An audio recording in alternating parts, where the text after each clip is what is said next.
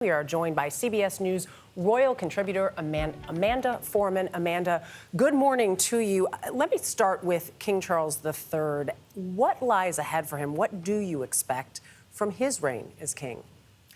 First of all, we are expecting continuity. This is a man in his 70s, and he is committed to continuing the stability and traditions that his mother had set. But actually, we're also going to expect some headwinds. There has been no real questioning of the value of the monarchy during the Queen's reign in respect for her longevity. But these questions are going to come up, and he's going to have to answer them. And he's been known as a modernizer prior to ascending to taking over on the throne. So do you expect that to have a role in his reign? Very much so, and you can see that in the slimmed-down monarchy that he's been talking about. It's going to be a much smaller family that we'll be focusing on.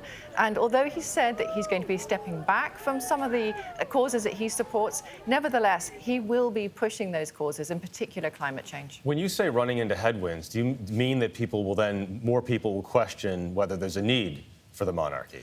That is right. There is a strain of republicanism in Great Britain, and people held it back to some extent while the Queen was alive.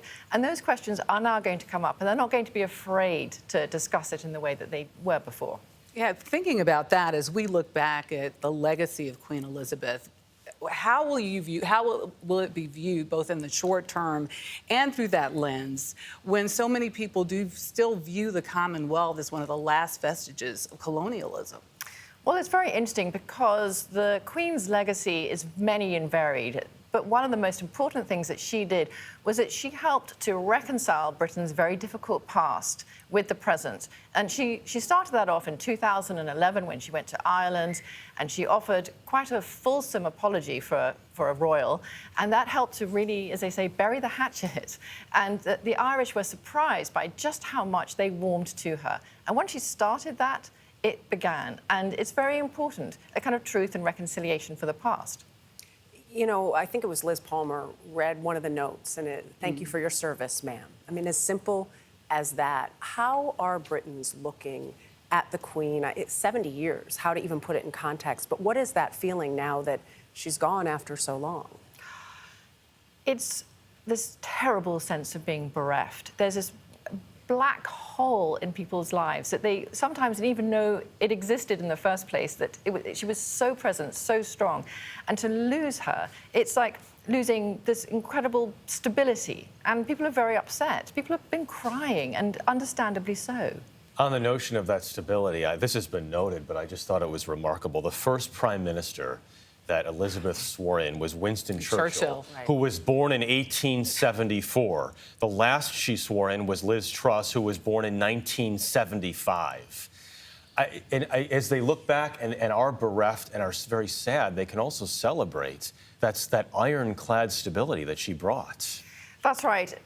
We often forget, because we live in such a modern age where social media gives us news, 24 hours a day, every second, that as human beings, we need traditions, we need customs, we need rituals.